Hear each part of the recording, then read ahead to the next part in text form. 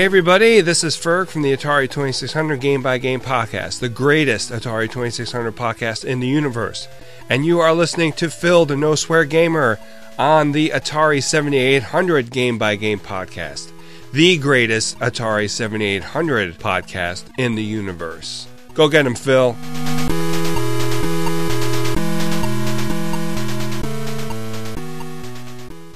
On today's episode of the Atari 7800 Game by Game podcast, we are going to talk about the system itself.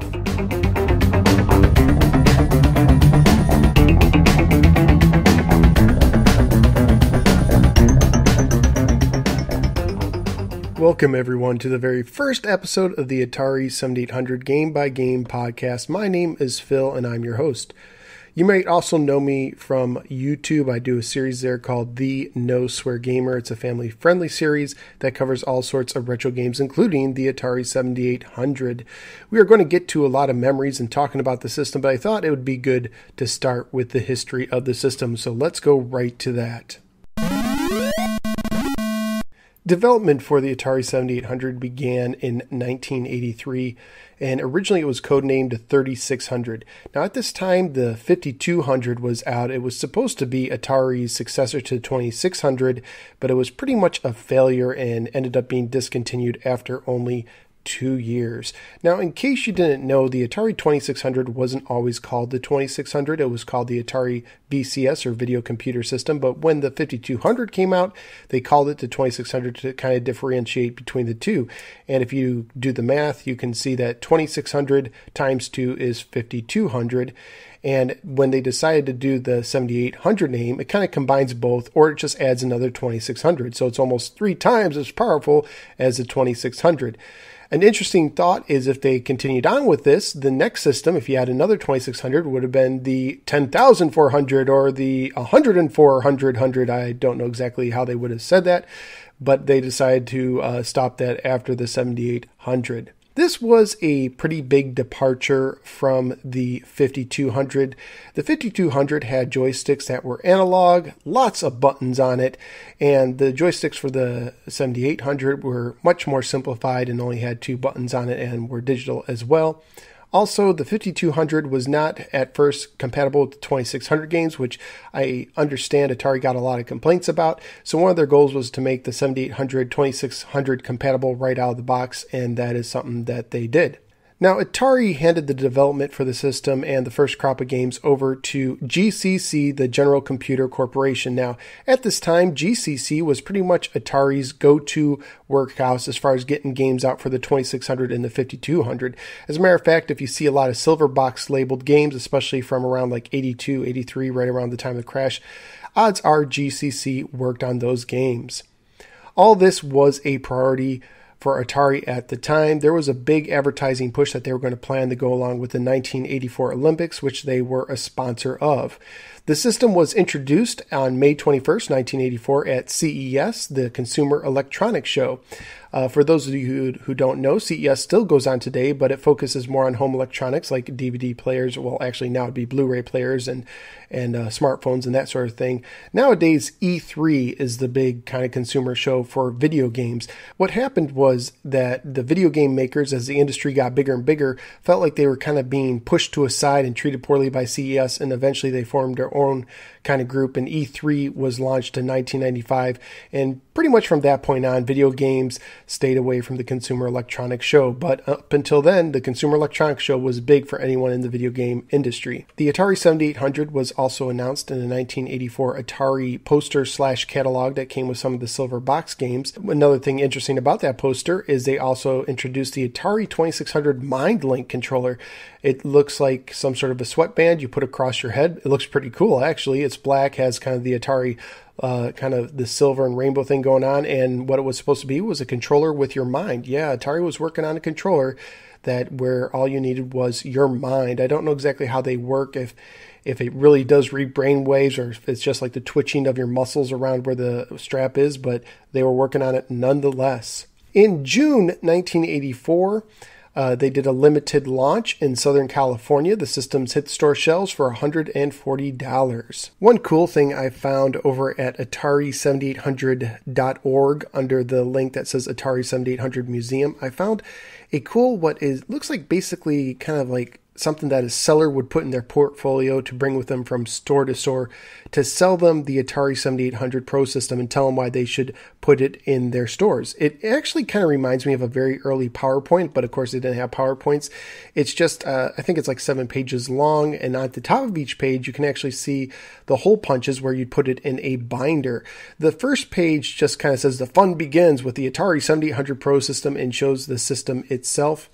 The second page announces the software that's going to be coming out for the system. Now, there was 13 titles on this page, including some innovative originals, and right here they focus on Ball Blazer, Rescue on Fractalis, which never was released, and Desert Falcon.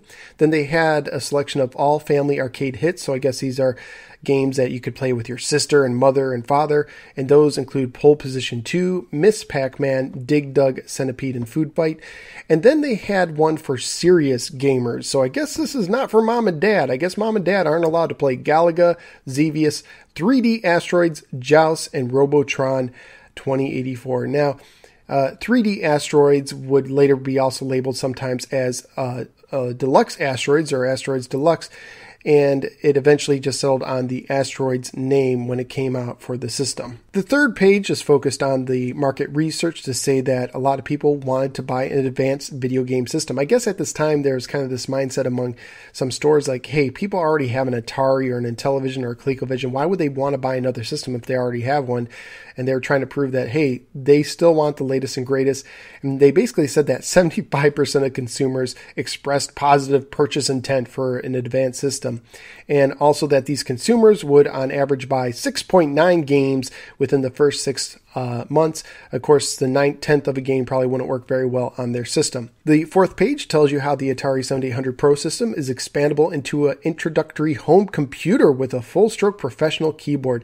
The keyboard looks very, very sharp. It kind of copies the same black and silver design that the system would have, and was said to be packed with 2 home application software programs, but they didn't say what it was. It also said compatibility with Atari home computer accessories. So if you had like an Atari 800, like a printer or something, maybe you could use that as well. I'm not exactly sure. The fifth page just kind of highlights some of the selling features of the system, including the world's most advanced graphics, expandable into a home computer, and plays all the 2600 cartridges without an adapter. It also says that it's packed with Pole Position 2 on board. So I guess initially Atari was going to program Pole Position 2 right into the motherboard where you wouldn't need a cartridge. I guess when the 7800 was released over in Europe, that they actually had Asteroids on board. So if you turn on the system and there wasn't a game in it, you would see Asteroids. So you could see that they were definitely playing with that idea. But of course, here in the States, and by the way, for this show, I personally am in the States and will be focusing more on the stateside Atari 7800 effect, but I am more than welcome to hear what your story is if you come from like Europe or Australia or anywhere else where the Atari 7800 was available. It also talks about how you have the new durable precision ProLine controllers. Notice that they don't say comfortable, and it says that's compatible with all the Atari 2600 and home computer controllers. And it says that it has an expansion interface port for compatibility with future game technologies. They would early on remove this port. Most systems do not have it. The sixth page is just basically a summary of everything that was set up to that point. And then the final stage talks about the peripherals that you could get for the system, including a high-score cartridge. I believe it would use battery backup, which would be pretty early for battery backups. The earliest I can think of battery backups being used in games is The Legend of Zelda for the Nintendo Entertainment System. If you know of anything earlier than that used the battery backup save states and not passwords, I'm interested to know if something predated Zelda, but this would have predated it by a couple of years. This high-score cartridge could have stored up to 65 game scores and player names. Also talks about the Atari 7800 Pro System adapter that you could put into your 5200 to play 7800 games on the 5200. So it's almost like an early version of the 32X where you upgrade your system, except in this case, it would fully upgrade the system. So that would have been kind of interesting to see how that would have panned out. Here we are, June 1984. The system is just starting to hit stores. The sales force is getting ready to do a big push. We have everyone in senior management just absolutely excited about what's going to happen, thinking this is going to turn around the country. But what they didn't know is at the same time, Warner, who owned Atari at this time, was looking to sell. You see, after the crash, Atari was losing a ton of money. Now, at one point, Atari was the fastest growing company in the history of the United States, but now it was losing money left and right. I saw various figures, but some figures had him losing like $500 million. Another figure had $1 billion, and we're talking $1984 here. So you take into account in inflation, and it's a ton of money that they're losing. And when Warner had to cut forecast for some stockholders, they just began a massive sell-off on stock. And Warner was just looking to sell as quick as they could, but they didn't tell senior management. Everything was just cheerio, let's keep on going, let's bring out the 7800 and let's turn the system around. And what they didn't know is that Warner was just about ready to sell Atari as soon as they could find someone who would buy it. And that they did. In July of 1984, probably just a couple weeks after it hit the shelves, the 7800, they sold the home portion of Atari to Jack Tremiel, who had founded Commodore and had just left the company on bad terms and was looking to get back into the industry. Now, one thing that might be confusing to some people is at this time, Warner still retained the Atari name for arcade purposes. They just couldn't get into the home market with the Atari name. So at the same time, there was basically two Ataris. There was the Atari Corporation that was used for the home market. That would be computers and video game systems and so on and so forth. And then there was Atari Games that focused on the arcade end. And to make things even more interesting is that the Atari Games arcade portion eventually would want to make games for other companies like Nintendo, and they did so under the name Tengen. So Tengen is actually a version of Atari. So you might go to the arcade during this time and see, I don't know, Paperboy or Gauntlet in the arcade with the Atari name and wonder why it wasn't coming to the Atari systems. Sometimes, the Atari games and the arcade did come to Atari systems, but not always. And sometimes they went to other companies like Sega or Nintendo because they were separate companies at the time. I'm sure they still had somewhat of a good relationship because a lot of the Atari games did come out for systems like the Atari Lynx. But overall, you're talking two separate companies with the same name. And as a kid, I had no idea when I went to an arcade and saw the Atari arcade thing that it was different from the Atari I had at home. Now, Jack Tremiel was known for being a penny pincher, and he wanted to make a profit. I mean, if you're going to buy business, you want to make a profit. That's kind of the whole goal of it. So basically, as soon as the sale happened, everything halted for a period of time until everything could get straightened out. I mean, I'm sure a lot of people lost their jobs. Jack had to get together a new kind of workforce, if you will. So there was some reorganization going on. So basically, the Atari 7800 went back into the storehouse and was just kind of there until everything could kind of get worked out. It would later come out in January of 1986, about a year and a half later. But why did it take so long? Why did it almost take 2 years? Well, the main theory I've heard is that Mr. Tremiel wanted to focus on the computer side of Atari. And it makes sense because he's from Commodore, which brought a lot of computers to the consumers at a low cost. And he refused to release the Atari 7800 until he saw the potential in the video game home market with the success of the Nintendo Entertainment System. However, there is a problem with this theory, and this main problem is at that time, in January 1986, the Nintendo really didn't have any success in America. Nintendo released the NES in New York for like a test market in the fall of 1985. And some reports say they did miserably during that first test run. And it wouldn't be until February 1986, a month after the Atari 7800 came out, that they would test market again and then fully roll out nationwide in September 1986. So it kind of gave Atari almost a half a year advantage before the Nintendo really hit the scene, but Atari didn't really do a good job with their rollout, so it wasn't like a lot of people even knew it was on the shelves unless they kind of bumped into it. Now, it is possible that the success of the Famicom in Japan, combined with some industry buzz, did kind of pique Mr. Tremel's interest and want to get it out in that way. But I think there's some other reasons. I think there's more to that than what we know. And as a matter of fact, I found an old news article, and it credited the success on the previous year's 2600 sales numbers. Now, there was still a lot of 2600 stock and games being sold, and they actually had a good year before, especially at Christmas time, according to the article, selling the Atari 2600, and that is why Atari said was the reason why they were bringing out the 7800. Of course, that's what they're telling the media, and there might be a little bit more to the story. By the way, Nintendo in 1983 approached Atari to bring out the Nintendo Entertainment System. Actually, it was called the Famicom in Japan. They wanted Atari to use their brand name to bring it out, so they were going to partner with them and doing it. And talks of that were actually getting kind of intense. It looked like it might happen until a bad stockholder meeting happened, and then they fired the CEO of Atari at that time, who was like the primary guy in the talks, and talks just kind of died down at that point. Now, I've heard different rumors. One is that Atari was mad about Donkey Kong being released for their rival ColecoVision, but I didn't really find a lot of evidence for that one. I also heard that Atari was just stringing along Nintendo and was just trying to tie them up until the 7800 came out, and then accuse them of doing all sorts of legal shenanigans if they tried to release the Nintendo. So they're trying to sabotage their competitor without them knowing it. Really don't know what the true story is. There's always two sides of the story. But I do suspect that when the CEO gets fired and a rapid shakeup happens, that makes Nintendo back off and kind of reassess the situation. And it wouldn't be until a few years later that they would bring it out. Now, at the same time that the 7800 came out, I believe that is when the 2600 Junior redesign system also came out to the market. Now, here's the problem, and here's where it gets kind of tricky.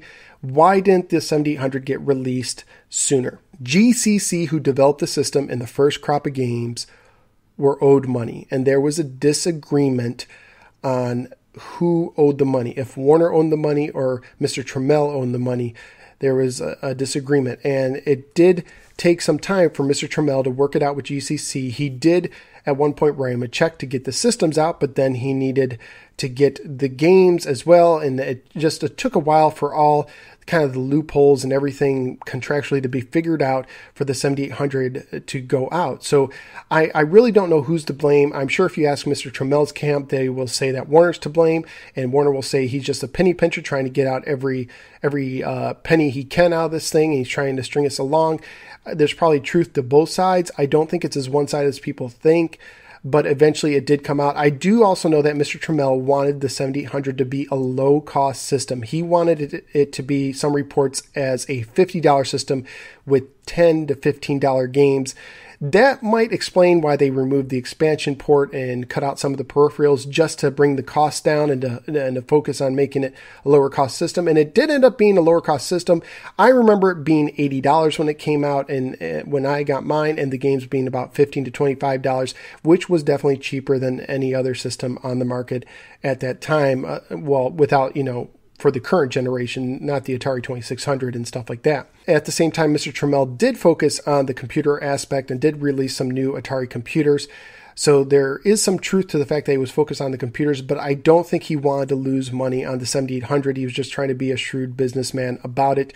Does he get some blame? Could he maybe got it out sooner? I'm sure he could have.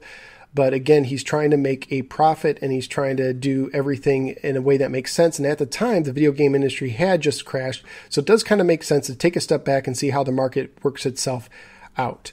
Sometimes I think Mr. Tremiel is only seen in a negative light with Atari fans, and I do think some of it is justified. He and his son were in charge when the Jaguar bit the dust, and basically Atari, as we know it, closed doors and was sold off to a hard drive manufacturer.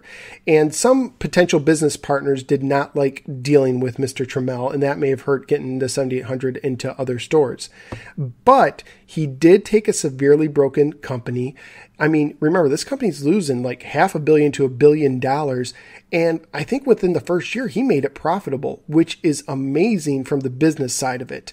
All right, I'm not saying the way he dealt with it was right, but he did make a profitable system, and that is the point of a business. So you have to kind of give him credit where it's due. And also, something that I found interesting about Mr. Tremiel is he's a Holocaust survivor, and I didn't know that. In 1939, Germany invaded Poland, where his family was from. Eventually, his family was sent to concentration camps. He and his dad were sent to labor camps. His dad died in the labor camp. The camp says he died of typhus. Mr. Tremiel believed he died from being injected with gasoline.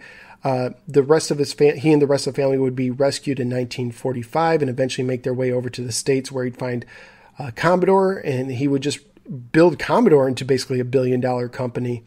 Also in 1993, he co-founded the U.S. Holocaust Memorial Museum, and he passed away also in 2012 of heart failure. So I just wanted to kind of bring a different side of Mr. Tremiel. I'm not saying he didn't ruin Atari. He may have, but there are definitely some things he did right, and I'm sure a lot of computer fans are grateful for the Commodore and for what he did as far as that regard goes.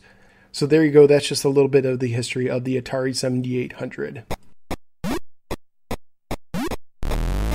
All right, so let's talk about the system and what you actually got if you bought a system. And let's start with the box. Now, I found two different variations of the system box. The first is probably the original one that was out in 1984. It says Atari 7800 Pro System in purple on the front, and Pro System is very, very big. The 7800 number is actually very small, and it's on its side, and they still call it the video computer system. There is the picture of the system itself and two controllers, and it says spectacular new Pro System graphics, plays exclusive new Pro System games, plays all the Atari 2600 VCS games without an adapter, a super value. Yeah, so you could definitely see that they're focusing on the 2600 portion of the 7800. And there was also 3 screenshots on the right side of it. They're all stacked on each other. The bottom one is Desert Falcon. The next one is Rescue on Fractalis. Again, another game that the game that wasn't released. And then Pole Position 2 is on the top, and there's a yellow starburst that says free, includes Pole Position 2 cartridge. I've never seen this box in the wild, but I assume that it was out for a little bit because I see quite a few of them here and there, especially on things like eBay from time to time. Now, the box I'm most familiar with has Atari 7800 in big red letters, video game system. It's the same kind of a burgundy dark red that I believe the Atari 2600 game boxes were coming in at that time. And once again, you have the system and controllers on the front, but it's a slightly different photo. They're like on some sort of metallic surface. It says arcade quality graphics, color, and sound, plays all 7800 games and exclusive super games, plays all 2600 games, and more new games available soon. And then there's a red starburst that says free Pole Position 2 game cartridge inside. And within the starburst is a portion of the Pole Position 2 screenshot. So what would you get if you opened up the box? Well, let's talk about that, shall we? Inside the box, you would get the console, an AC adapter, 2 ProLine controllers, a video cable, an RF switch, various paperwork, and a loose unboxed copy of Pole Position 2. Now, the console itself, I think, is perhaps the best looking retro system of all time. And it might just be a little bit of nostalgia, but I think it looks very sleek even to this day. It kind of almost reminds me of almost like a Blu-ray player. As a matter of fact, if you took away some, the cartridge port and maybe, some of the stuff in the back that doesn't connect and replaced it with like an HDMI thing, I think it would look almost exactly like a Blu-ray player of something of the sort, especially if you took away the rainbow. I don't think rainbows are near as big as they were back when the Atari was out. But it's very sleek. It's almost timeless, probably because, it uses a lot of the black, and black is one of those timeless kind of modern colors that just never seems to go out of style. The design was made by Barney, and I hope I say his last name right. I don't know if I am, but I think it's Barney Huang. It's H-A or H-U-A-N-G. It is based on the Atari 2800 system, which was the failed version of the Atari 2600 in Japan. It was also reused for the Sears Video Arcade 2 system, which is just another version of the Atari 2600, except with the Sears name. Being that it's fully compatible with most Atari 2600 games means you have to have all the switches. The difficulty switches are now hidden by the joystick ports in the front underneath. You can't really see them unless you're really, really looking for them. They're very, very tiny. And you have 4 main buttons. You have the power button. You have a pause button, which was kind of revolutionary at the time. And actually, it taught me what the word pause meant, believe it or not. When I was younger, I didn't really know that word. I was like, what's pause mean? And I didn't have a VCR at that time, so I wouldn't know it from there. But yeah, it had the pause button, which is also the black and white switch for Atari 2600 games. Also has the select and reset button as well. And all the buttons are very tiny. Again, very much like a DVD or Blu-ray player today. The AC adapter looks like your typical AC adapter, except for its input. At the end where the cord goes in, most AC adapters have kind of a round feature.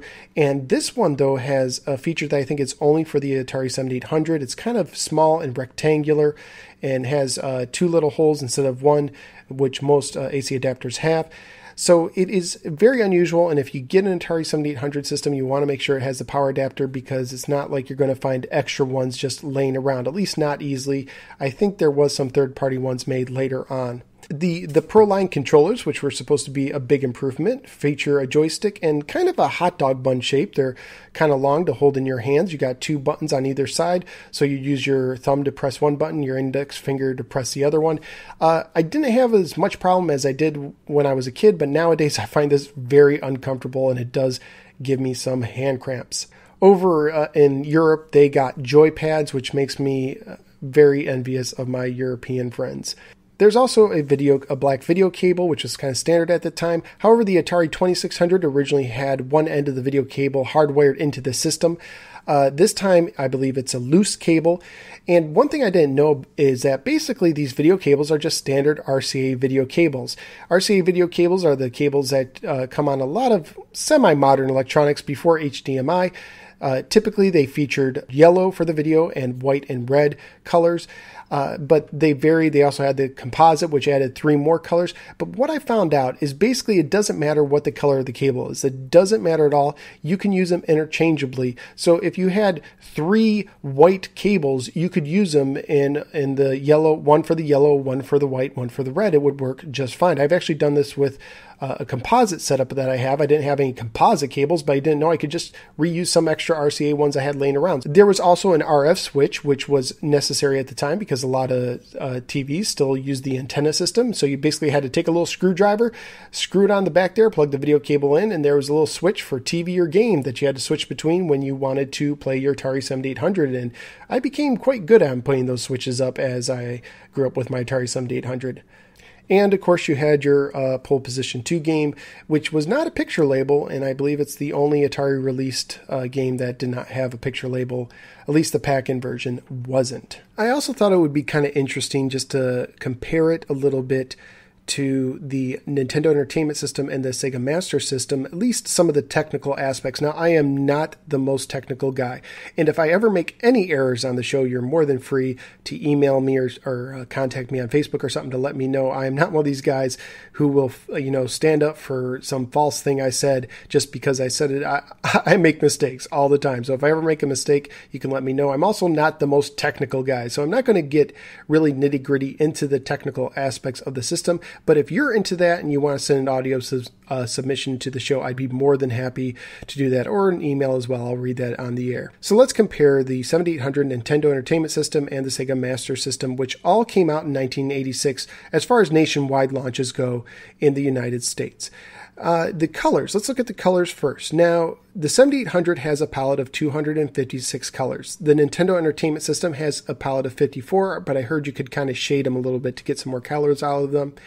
And I got different kind of numbers on the Sega Master System. It's amazing that here it is 2015 and we still can't find the same numbers on stuff. So I'm not sure which one is right. One site said 64 colors and another said 256. I know the Sega Master System is a very colorful system, so I'd probably go with the 256. On screen at any given time, 7800 could put 25 colors on screen. The Nintendo also could put 25, and the Sega Master System, depending on who you ask, could put either 32 or 52. Sprite-wise, both the Nintendo and the Sega Master System could put 64 sprites on the screen at the same time, and the 7800 could put anywhere from 75 to 100. So it's kind of interesting that when you look at just those numbers, it looks like the 7800 is the more graphic powerhouse of the three systems. I will say this, I've seen some Sega Master System games, and just my honest opinion, and I grew up an Atari 7800 fan, I think the Sega Master System has the best graphics, and I think between the 7800 and the Nintendo Entertainment System, it basically depends on the games. Some games might look better on the Nintendo, but some games definitely look better on the 7800. What about the speed of the systems? Well, both the 7800 and the Nintendo Entertainment System ran at 1.79 megahertz, and the Sega Master System was double that at 3.58 megahertz. So it looks like that the more powerful system overall was the Sega Master System, and the 7800 and the Nintendo were kind of very comparable, and maybe in some cases the 7800 had the edge. Now, of course, this is a little bit of apples and oranges because you have different things going on with each system and different kind of programs. The 7800 has a special chip called Maria used for the graphics. Another thing is the sound, and this is where the 7800 loses steam. To be compatible with the 2600 games, they basically gave the 7800 2600 sound. So most games that you play will basically sound like a 2600 game.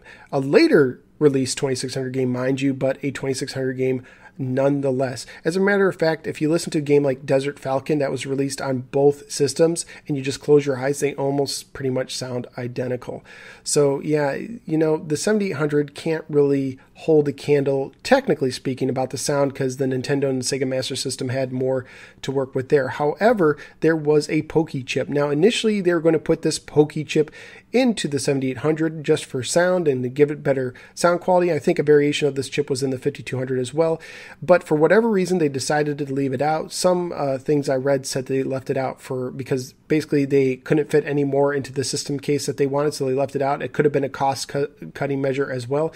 They did make it available to use in cartridges, so you could put the sound chip on the cartridge.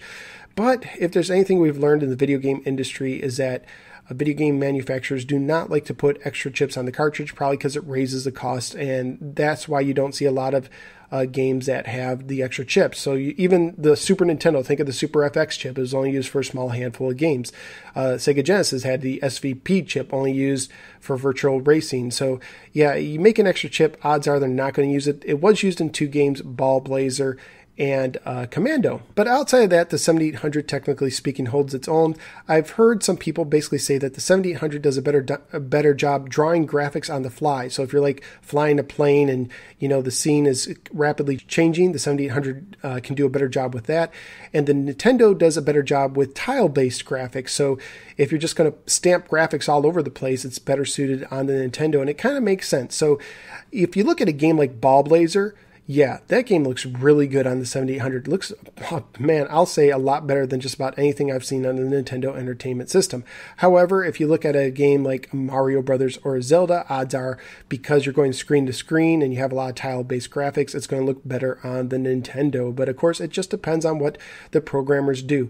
So you could say that the Sega Master System was the most powerful system. And if we wanted to be generous, we could say the 7800 was the second most powerful system, and then Nintendo came in third. But what happens? The least powerful system won, and that's what happens sometimes in the video game industry. And some reports I read had Atari coming in second place. I read one report where Nintendo had 83% of the market share during a particular year. I don't remember what year it was. And then they said that the Atari came up next, and then they had 10, 12%, something like that. I think it was 12%. So they only left 5% for Sega and anybody else, which wasn't a lot. Now that Atari number might combine with the Atari 2600, which was still going strong with the Junior. Not as strong as its heyday, but they were still selling pretty well, it seemed. And I wouldn't be surprised. It'd be interesting to see what the numbers were between the 2600 Junior and the 7800, but finding numbers like that is very difficult to do. But it's one of these things where the more powerful system can fall to last and the least powerful can rise to the top. And that's just how it happens sometimes. So enough about the technical aspect and the history. Let's talk about the memories of actually buying the system, and I will start with my own. I am an original Atari 7800 owner. Now, my family was not one of big financial means. If you had to classify us, I'd probably say we were probably lower middle class. That'd be my guess. We didn't ever have cable growing up, never owned a VCR, and so video games was not a big deal in my household. When I was growing up, the Atari 2600 was the most popular system, but I grew up during the crash and I didn't even know it, and I didn't even own an Atari 2600. I was a little envious of people who did. I really dug it, and every time I had a chance to play it, I did play it. And one time I accidentally thought I broke an Atari in a Sears because they had this setup where the cartridges were on cables. You could put them in the system. And I pulled the cartridge out while the game system was on and the screen froze, and I quickly ran out of the store because I thought I just broke the system. But anyway, when I was young, very early, I don't know, I may have been 6 or something like that. One day my dad came home from work with a used Magnavox Odyssey 2, and it was my first system. It was definitely a hand-me-down. It had a handful of games. I really enjoyed it. I was a little disappointed it wasn't a 2600. That's what I really wanted. I wasn't very familiar with the Magnavox Odyssey 2. I think my uncle had one, so I did have a little bit of familiarity with it, and I did have fun playing games like Pickaxe Peak and Casey Munchkin and whatever the Space Invaders ripoff was called. But later on, as I grew up and was able to save a little bit of money and the Nintendo was popular, I decided to start saving my money for a Nintendo Entertainment System. At the time, the NES Action Set, which came with the 2 controllers, a gun, Mario Brothers, and Duck Hunt, was going for $100.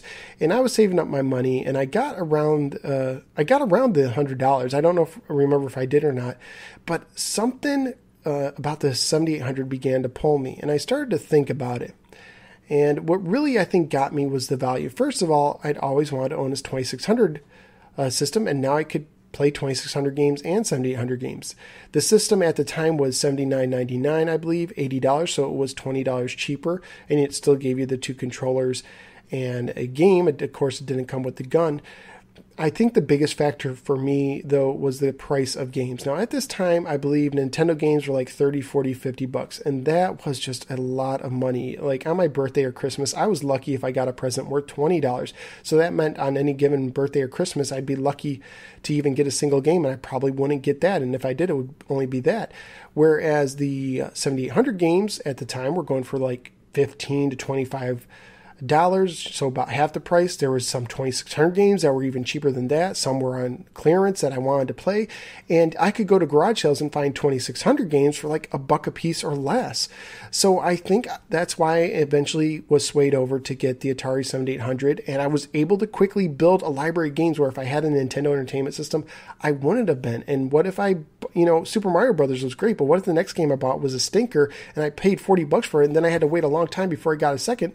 Where with the Atari, I could just have a ton of 2600 games, and I quickly built up a decent library of 7800 games. I could switch them out all the time, and to this day, I don't regret it. I would have made the same decision again. So my parents took me down to Toys R Us, which was like the video game capital of the world for me. I loved going in Toys R Us as a kid. Still to this day, it's not the same, but I still enjoy going into Toys R Us's.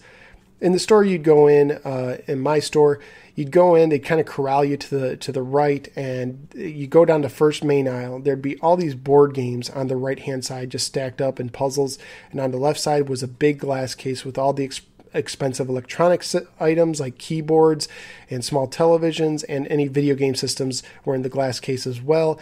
They were all unboxed so you could see them, and there was these tickets above them that you had to take and pay for before you got the item. The next row over would have the games, and the games would be represented by these little flip cards, which I think originally in my store, they actually would take a game box and they would chop it up, and so that you'd have the front of the box on one side of these cards. You'd flip it over, you could see the back of the box and read the description, and they also had tags. Unless it was a clearance game, there were some clearance games, and I always was on the lookout for those orange or red stickers that identified clearance games. So we went and we got the ticket for the Atari 7800. I don't think I got any other games, but I was just so excited just to get the system. You take it to the cash register. My dad pays for it because I didn't carry the cash. He did.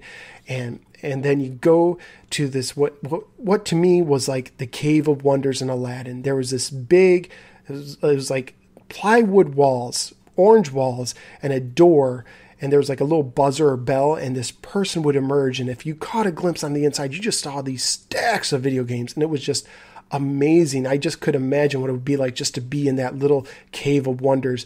And they bring out your system and your box, and you take it home, and I'm just holding the box on the whole car ride home, just excited, just looking at the picture of Pole Position 2, just excited. What's it going to be like when I finally play it? And I get it, and I play it, and I don't know how much I played Pole Position 2, but I just kept playing it over and over again until I got some more games. And I just had a great old time. Eventually, I think I wore out, I think it was the power adapter. One of the adapters in the back, I broke off from use of connecting and disconnecting. I would take the system everywhere. We'd go on vacations to my grandparents' cottage. I'd take it with me there. I figured my parents probably figured it would keep me entertained, and they were right, gave them some peace and quiet. But eventually I did wear out part of it. And eventually, because again, my family wasn't one of much means, I was lucky if in a given month I could earn more than $10 of spending money on my own, and that includes allowances and all that stuff. So didn't have a lot of money. I really had to save up birthday money and Christmas money to get games. But, I built up a nice collection, but eventually later on it was time to trade it in. I sold it through some sort of classified ad. And I did buy a Sega Genesis. I didn't have the means. If I was going to upgrade, I couldn't keep it. So sadly, I did have to part ways with it. Later on in college, I went through a nostalgic kick. First, I bought my first Nintendo Entertainment System ever because I didn't own one during the 7800 system from FuncoLand. And then later on, this new site called eBay was out, and I bought a 7800 off of that. And I just went through this kind of this kick where I'd buy one system, play it, sell it, buy another system, play it, sell it. So I experienced a whole new games. Now, during my second time during college when I had the 7800 again, I found a place called O'Shea's that sold a lot of the late release games that I never saw. When a lot of these late release games like the Ninja Golfs and so on came out, the 7800 had disappeared from my Toys R Us and was no longer around. So I never saw the box copies, but there's this place online called O'Shea's that was selling. They were just a liquidation company, and they might still be around today. But I just bought like Map Mania and some other late releases, and I had a really good time with that. And eventually I sold that again too. I don't know why, but I just was going through a phase where I was just buying one system. And then several years later, married, have kids, I decided to make some extra money on the side buying and selling games because I was so good at it on eBay. I'd buy games. Whenever I would buy a game and would sell it back, I ended up making a little bit of money. So I thought, why not make a little business out of it? So nothing I do on a big scale, just, a little bit here and there, but I am legit. I bought a business license and tax license and all that kind of stuff. And started getting into that. And when it was time to collect Atari games, I was like, why don't I get a 7800 again? It plays 2600 games, and then I can buy and sell those games. And, man, you get that back, and you just want to play it more and more. And now I have a nice collection. I'll just say that much. So really enjoying the 7800 yet again for the third time in my life. So that's my memory. Let's go and see what your memories are. Now it's time for listener feedback. This is the part of the show where the listeners come to the rescue. Thank you, thank you, thank you. First up is Matt. He says, "Hi, Phil. I'm glad to see that you're doing this podcast. Thanks. The 7800 was my first console, so of course I have some fond memories of it. Don't we all? I wrote into Ferg's first Christmas show about getting it as a gift, and I'd like to share it here as well, which is more than welcome. I think it was 1986, but it might have been 1987. Honestly, I'm not sure. Yeah, man, I'm the same way. I think mine was 87, but I'm not sure as well. Anyway, let's go on. I wanted a 2600 for years, but went all the way through its heyday and the crash, which I never noticed, without getting one. But then the 7800 came out, and that was the year my mom gave in and bought me my first game console. I remember that it was hard for her to find one. She told me later that there were none to be found, so she had to get it out of town relative to buy it. I was crazy excited about it, and if I remember right, I got these games. Pole Position 2, well, you're right about that one. Galaga, Dig Dug, Robotron, and I don't know how you say it. Is it Karateka or Karateka? But I'm going to call it Karateka because that's what I like to call it. So Karateka. The arcade ports were awesome, and I played them to death. And Karateka, well, it was challenging. That's putting it mildly. There was a lot to love about the 7800, like colorful and flicker-free graphics and backward compatibility with the venerable 2600. I got a lot of free game cartridges from friends with new NES consoles who had lost interest in their Atari.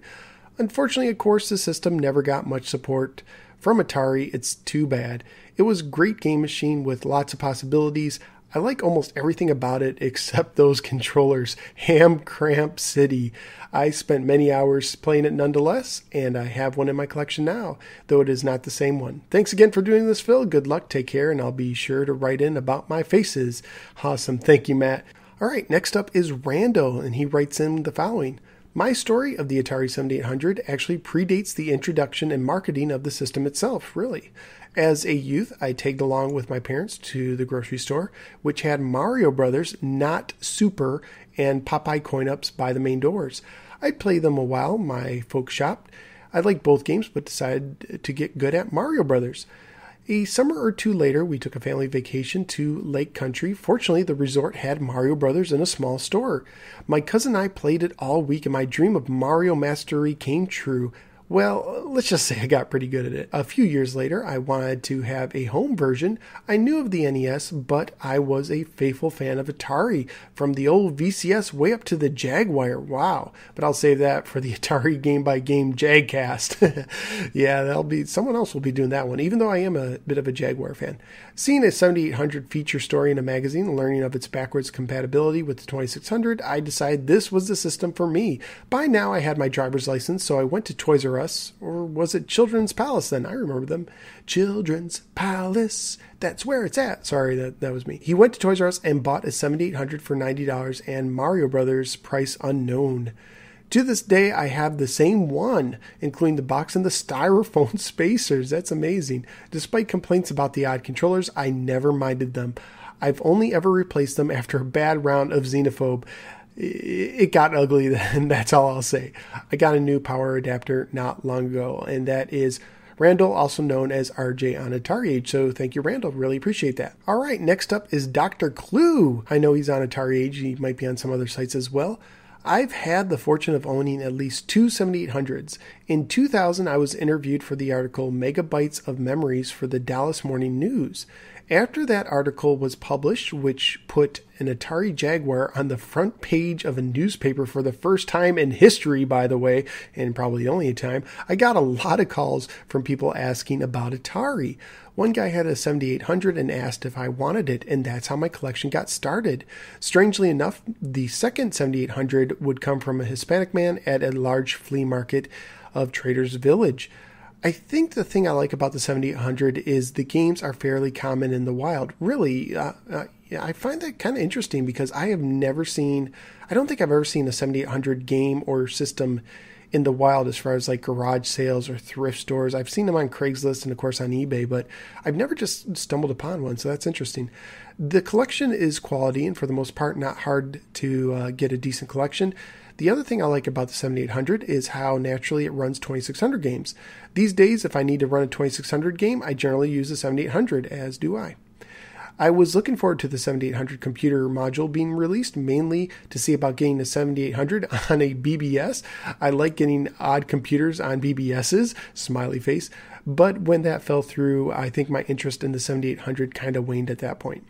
I've had fun playing with the Cuddle Cart 2 in the past, and honestly, it just reached a point where I had most of the original games I wanted to play, and the cart was barely used. That said, looking forward to the Concerto Cart to play with more of the fan-based games. Overall impression? The best game system this side of the Atari 8-bit computer, and even has a Pokey chip for some games. Yep, for two of them. And I loved how they had the D-pad controller as well as their own sticks, never liked the side buttons. And of course, you could use the regular Atari joysticks for regular games. And I think the D-pad controller he's talking about is the one that originated in Europe, but now you can order them from stores like Best Electronics. I've always wanted a regular Atari stick with two fire buttons for the 7800. I know they've been made, but it would have been great if they were more commonly made by Atari from the start. I don't know how common the 7800 compatible sticks are. I know there's some custom made ones. I don't know if any third-party ones were made. The only official ones I know that came out from Atari was, the joypad from Europe and the Proline controller. There might have been a couple third-party ones. If anyone knows, you could write me in. I'd be glad to hear that. I also got some audio submissions. The first one comes from Wade. Let's see what Wade has to say. Hey, it's Wade from Inversataski. Man, am I glad to see this podcast. I didn't have a 7800 back in the... Can I say that without getting a scrub on here? Although I knew about the 7800, I had a VCS, and by the time it came out, I had pretty much moved on to the 8-bits. I did want a 7800, sort of, but didn't really want to spend the money on it, and I preferred to invest, or sink, my money into the 8-bit.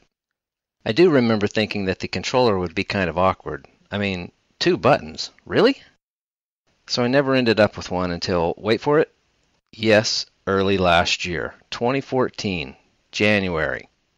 So why did I wait so long? Well, my 2600 Light Sixer sits in a box. It's kind of a museum piece for me. It's in mint condition and it doesn't see any playtime, and I want to keep it that way. And I had a growing need or want to play these old games on the real hardware.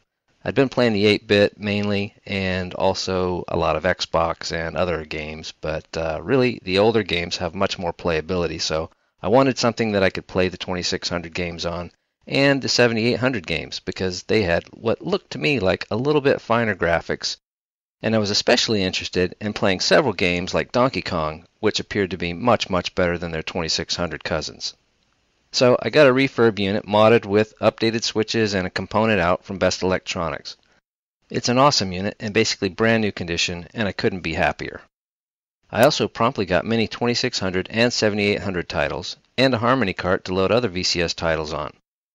I've been playing it regularly and just got some fantastic homebrews for Christmas. I'm very interested in learning more about this 7800 and the games that are made for it, and I'm really looking forward to the show. Thanks for putting forth the effort to make it happen, and best of luck to you. Thanks, Wade. That's awesome, and welcome to the 7800 family. Yeah, I would always, if someone I know wants to play 2600 games, I would recommend getting a 7800 because not only can you play virtually the whole library, but you can also play all the 7800 titles as well. And they're kind of comparable in prices, I think, on eBay. Maybe they're a little bit more than 2600 systems. On eBay, when I was checking, you get a 7800 complete with all the stuff, you know, the hookups and whatnot, and usually a bunch of games with it, usually between $50 and $100, and that would include the shipping as well. As far as the saying the back and the you know what, I don't know, man. It's so funny because, I really dig Ferg and what he does on his podcast, and I've actually caught myself. I now catch myself saying it, and I stop myself many times. I still say it sometimes, but we'll see how I do with that. So anyway, thanks again, Wade. Be sure to check out his podcast. Now let's go to Willie from the ColecoVisions podcast and see what he has to say. Games that let you have the arcade experience. Now you can bring the arcade experience home because your vision is our vision. ColecoVision. You are the player. Because your vision is our vision. Well, hello, Phil. Willie here from the ColecoVisions podcast. Here to talk about the Atari 7800. The Atari 7800 I have is my original unit I purchased back in 1989. I actually purchased it on clearance. It was at the KB Toy Store, where I grew up in Terre Haute, Indiana. Main reason why I purchased the game system, was it had Galaga on it. I loved Galaga in the arcades, and I couldn't wait to get a home version of it. So I picked up Galaga with it. Also picked up Donkey Kong, Robotron, Donkey Kong Jr., and Miss Pac-Man all at the same time. So basically, I had nothing but a weekend full of gaming when I first got that console at home. Since then, I've modded my console to have composite video out. I've also installed micro switches in those dreadful stock Atari 7800 controllers that really cramp your hands. With the micro switches in them, though, they're a little bit more responsive. They're a little bit easier to use, but they still kind of cramp your hand a little bit. So I end up using my Epix 500XJ joystick that has 2 fire buttons on it. This was originally intended for, I believe, a Commodore computer, I believe. And I just repurposed it. I rewired it to take advantage of the 2 fire buttons that was built into the joystick. But anyway, I'm looking forward to this podcast you're doing. I'm really excited for it. I love my Atari 7800. I got quite a few games for it, and can't wait for your next episode, so take it easy, Phil. The player.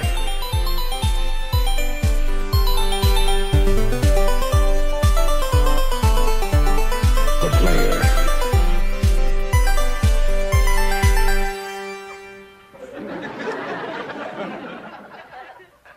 The great orange hunter stalks his prey.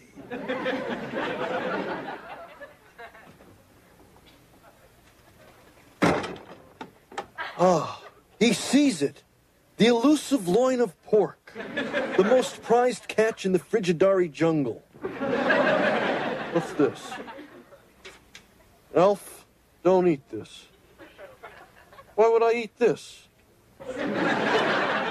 Ever so deftly, the great orange hunter maneuvers his weapon. Once in position, he strikes! What, whoa! Has the hunter angered the gods? Whoa! Whoa! Okay, I won't eat pork! Willie's great. Willie is just absolutely awesome. And he does a really good job in his podcast as well. So you can check out his ColecoVision podcast. And I totally like when he gets in his announcer voice and he's like, "Hey, this is Willie, and I'm here to give my 2 cents and talk about micro switches." And I kind of sound like Willie combined with Bill Cosby. I'm sorry. But anyway, that was really cool, Willie. I look forward to hearing what you think about the Donkey Kong games when we get to that episode, especially compared to the ColecoVision ones. And it's weird. If you don't know, micro switches make things more responsive, but they also make a really loud clicking sound. So it's probably a good thing that Willie's not a surgeon, because you'd go in for like knee replacement surgery and you'd come out and your knee would be all clicking really loudly. And you'd be like, "What's this?" And you'd be like, "I inserted all these micro switches. Don't worry. It sounds loud, but your knee will never be better. It's better than ever before. Just trust me. It's great." So Willie's awesome. All right. Next up is Shinto, who you might know from the Atari 2600 Game by Game podcast. Does a lot of submissions over there, and I'm just honored to have him over here. So Shinto, what do you have to say? Hello there, Phil, Mr. No Swear Gamer. I wanted to thank you, first of all, for undertaking this project. The Atari 7800 is one of my very favorite consoles. A lot of great games and great memories, and I'm glad to have the opportunity to talk about them without, doing my own podcast, so thank you for that. I'm not actually going to talk about how I came to own the Atari 7800, my initial impressions, the origin story, as it were. That'll have to wait for the Xevious episode. It fits better there, if that's okay. But I will talk about what it was like owning a 7800 in the 80s when it was current. It was actually my older brother's system, but we tended to share the Atari stuff equally. Nobody else I knew at school or elsewhere had an Atari 7800 system. I had a friend with a Sega Master System, and several, of course, who owned an NES. I found that Atari had a negative stigma attached to it. One NES-owning kid said, "But on Atari games, you're always just a square." He was doubtlessly referring to Adventure, which is an awesome game, but yeah, you're a square. Can't argue with that one. But that notion of what Atari games looked like was pervasive, and it was hard convincing others that there was an Atari out there with great graphics. So Nintendo, it was everywhere at the time. I remember watching a segment on the TV show 2020 called Nuts for Nintendo. It was about the new console's popularity. It was the last segment in the show, so I had to watch all the regular newsy stuff that I didn't really care about, but I finally got to Nuts for Nintendo and watched the whole thing in hopes that they might mention Atari in any way, but they never did. It was like Atari never existed, and that made me angry. After all, the Atari 7800 was the choice of the experts, said so right there in the Atari Advantage posters. I held a grudge against Barbara Walters for a long time after that, and, maybe I still do. My brother and I would, of course, compare the 7800's games with ones that we saw in other consoles, particularly the Sega Master System, because we spent most of our time hanging out with the friend who owned that one. And as good and proper fanboys as we were, we would attempt to justify the 7800's superiority in any way possible. So, Sega has Hang On. That's no better than Pole Position 2. Choplifter? Everything is so tiny compared to the 7800 version, and what's with all these different levels? That's not right. That's not how it's supposed to be. Zillion. Impossible Mission is better because it has a map. Phantasy Star? Yeah, the graphics in Phantasy Star look good, but they don't actually move, really, so that doesn't count. The 7800 we had was one of the early ones with the expansion port on the side. I mailed a letter to Atari asking what that port was for, but the response I got from, I think his name was Daniel Gorelzik, was to check out video game magazines for that sort of information. Mr. Gorelzik seemed like a nice guy, but that vague answer was disappointing. Eventually, our 7800 console started having problems. The power button became finicky and didn't work very well.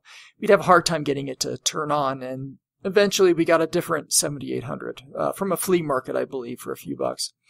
This one is the one I use now, and it does not have the expansion port, but we never had any compatibility problems with games like Robot Tank or Space Shuttle or Decathlon, so I guess we were lucky. The old console, I still have that one, but some years back I extracted the motherboard to hang in the wall on my office as art. I had all of the Atari consoles there on that wall, and the Jaguar is actually cabled up and ready to play, but that's another story. We used the Pro Line controllers pretty much exclusively, and that's still how I prefer to play 7800 games. I do own a pair of the Atari gamepads that I believe came with the European systems, but I don't really like them. The D-pad feels cheap and a bit painful, so Pro Lines all the way. These days, with so many great games on the 7800, two-player games especially, my daughter and I have a lot of fun with those. I installed 7800 emulators on both my PSP Go and Nintendo Wii, mostly because I could, but firing up Joust or Food Fight or Desert Falcon on the PSP when I'm traveling, it just makes me happy. I have a nearly complete 7800 library, none of the homebrews though. Something about being married with children makes spending $600+ on all those homebrew titles on Atari Age, awesome as they are. It's kind of a tough sell. Get old, get responsibilities. So I'm beginning to ramble a bit here, Phil. But again, thank you for taking on this podcast, and good luck with it. I look forward to seeing it take off. Thanks, Shinto. I really appreciate that. So let me get this straight. You had the motherboard hanging in your office. Do you do that with, like, you said you had the other Atari systems up there. Do you have like the whole system or just the motherboards? Because, man, that almost sounds like an Atari house of horrors with just the motherboards. All these mutilated systems hanging around. But yeah, very, very, very cool. And interesting response that you got from Atari. I have a little bit of an Atari story that I'll share about their response, but I'm going to save that when we get to the game for that response, so it'll just be a mystery for now. Saving the best for last, it is Ferg from the Atari 2600 Game by Game podcast, the best 2600 podcast there is. Let's hear what Ferg has to say. Hey Phil, Ferg here. I just wanted to send you this to wish you the best of luck on this podcast. I'm really looking forward to it, and I know you'll do a great job because you do a really great job on your videos, and you have an obvious love for the 7800, which is a system I didn't really know much about when I first got one. It may shock you to know that I grew up with an Atari 2600, and I stopped buying games for that either late 82 or early 83. I can't remember when exactly. That was the last time I bought a game for it, as the Star Raiders. I did not buy another home video game until 1988 when I got the Legend of Zelda for the NES. So there was a long time in between where I didn't play any games, and I didn't really pay much attention to games either. I know that I missed the whole Silver Label era of Atari. I was aware of the games because I remember a lot of the commercials. I guess I didn't have any interest. I don't remember why I didn't get any more games. I don't think I knew that the 7800 existed. I may have seen commercials for it. I don't really remember going into toy stores in 1986 or 87. I was 16, 17 years old then. And I really wouldn't have any reason to go into a toy store then. So when I finally started collecting Atari games in Atari 2600 games in late 94, I must have gotten a 7800 probably in 95 was the first time I saw one at a flea market, and it was a complete in the box set, and it probably cost $20 with a bunch of games. I don't think I paid much more than that for games back then. I enjoyed playing the games when I first got them.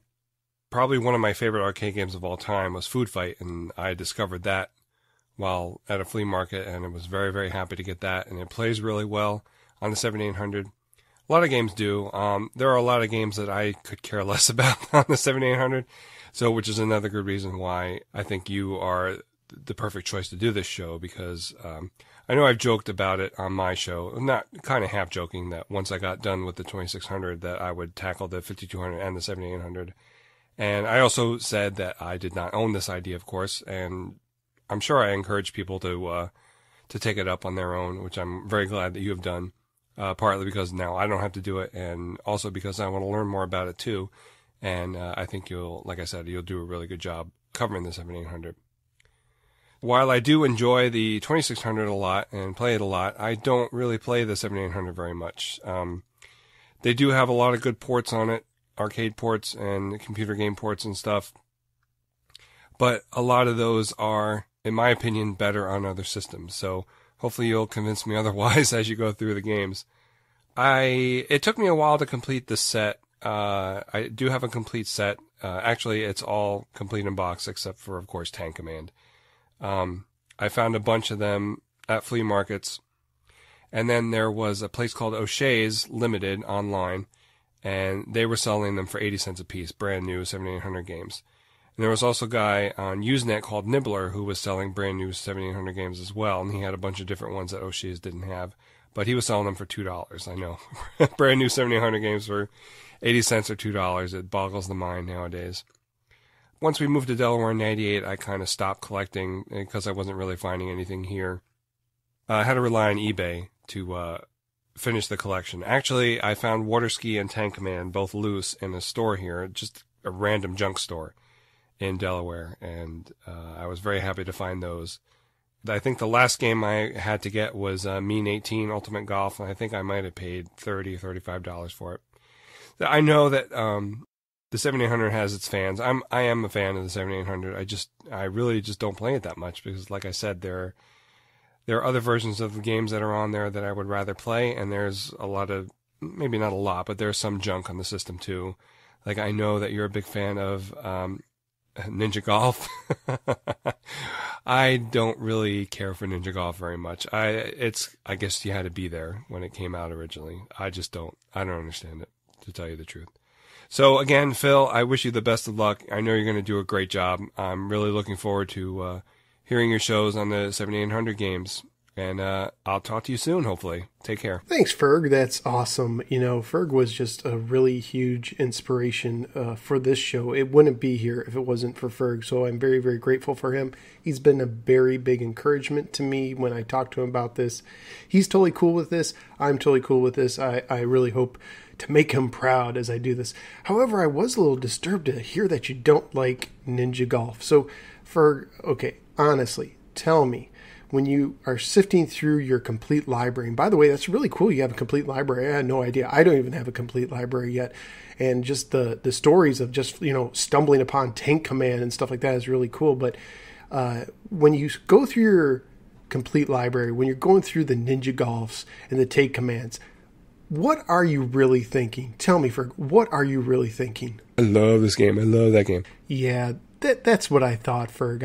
I know you host the Atari 2600 game-by-game podcast, wildly popular, and you have to hold up your 2600 street cred, so you can never, ever say that you like the 7800 better, but I know the truth. Actually, I think it's totally awesome if we disagree. I do think Ninja Golf is one of those games where either you like it or you don't, kind of like a Monty Python thing. There's people who think Monty Python are totally hilarious and other people who think it's just dumb.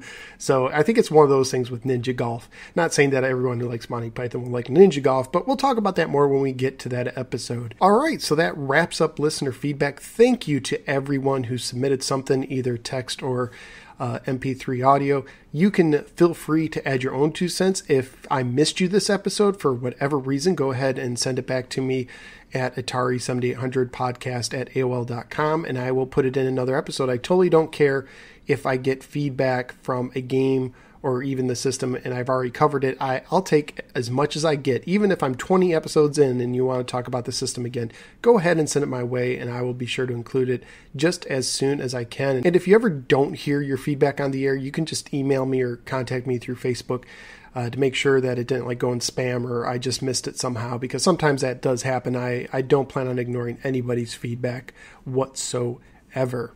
All right, before I let you guys go, there's just a couple things I wanted to cover. First of all, if you are going to buy an Atari 7800, maybe this episode got you interested and you want to go buy a system, a couple things to look out for. First of all, be sure it includes an AC adapter, and always buy from a trusted seller if you're shopping online, especially on places like eBay or Craigslist. If you get on Craigslist, you may want to have the guy check it out. Usually the condition on the outside sometimes matches the condition on the inside. So if you see something that's really dirty and all scratched up, it may not be the best system when you try and plug it in. Also, you can find cool little adapters. Now, if you just go on eBay and search for Atari adapter or cable adapter or coaxial adapter, they are these little adapters. They're just like the size of, just a portion of your pinky. They're really tiny. They're silver. And what they do is you can plug one end into your video cable that's coming out from your Atari 7800, that RCA cable that I talked about earlier. And then the other end just screws right into a coaxial in the back of your TV or VCR or wherever you would just screw in the coaxial on your system. So for instance, it's basically wherever you would, if you had cable, wherever that would go into your system, you could actually put this in, and it does a pretty good job. They're pretty cheap, usually under $5. I recommend them. If you want the best picture and quality, you could go to Best Electronics, like we heard in one of the audio submissions, or you can also search for AV mods or S-Video mods. There are people who mod the systems. They vary in quality sometimes, but I have a modded system and I'm pretty happy with that. So that's pretty cool as well. All right, so you kind of got the taste of the very first episode. Now it's time to dive into the games in future episodes. What I want to do is I want to go 2 games at a time. I'm really not sure. I fear that if I do 1 game at a time, I won't get a lot of feedback, and I want to get as much feedback as possible, so I'm going to try and do 2 at a time. I don't know that there's any one killer app on the 7800, one game that's just going to flood me with lots of feedback. I might be wrong, but it seems like everyone just kind of likes their own kind of games. So coming up, I'm going to do 2 games at a time. I'm going to go by part number order for the most part.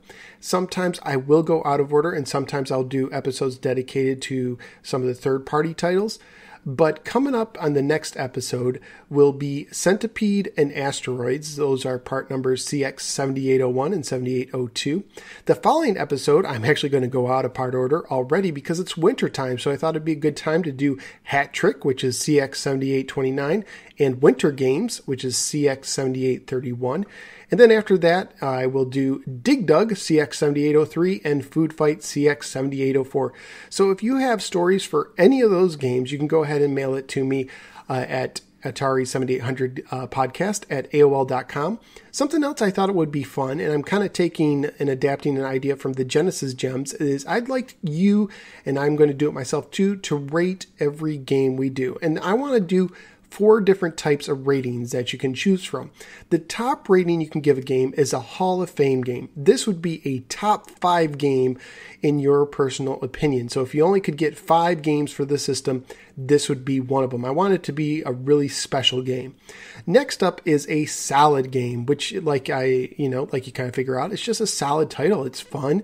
It's a game that you probably should have in your library. Might not be a must-have, but it's a good, solid game.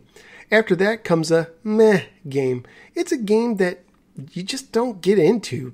It's not necessarily a bad game. It's not totally unplayable. It's just kind of whatever. And then finally, let's do a trash game, a game that is fit for the trash can. So if you think it's just totally unplayable and that it's better off being sacrificed to become a homebrew cartridge, that would be a trash game. So you could share your opinions as well on those.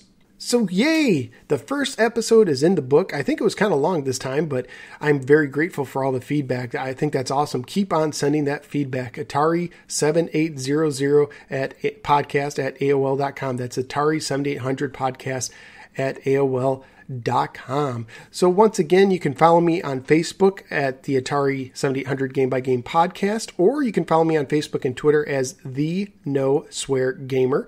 You can also go to YouTube and check out some of my videos I do as the No Swear Gamer as well. I do all sorts of cool retro videos, so be sure to check that out as well. I'd totally appreciate that. And until next time, remember, games are fun, but always keep first things first. Thank you, guys. I will see you next time right here on the Atari 7800 Game by Game Podcast. So long.